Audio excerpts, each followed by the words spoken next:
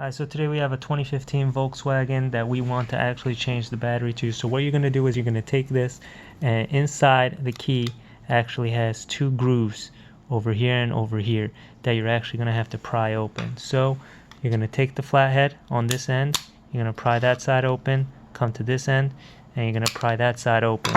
And then you might have to apply some pressure to take it off as well with your hands. Then there's a 2025 battery right there that you're going to want to take out with your flathead as well, right over here.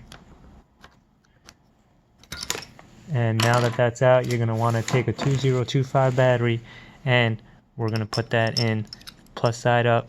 Just slide it inside like that. Then you're going to take this, there's two grooves right here that you're going to slide in to the end, make sure it's all the way in. Then you're going to apply some pressure and close that up. That's all you need to do to change the battery. Thank you very much for watching.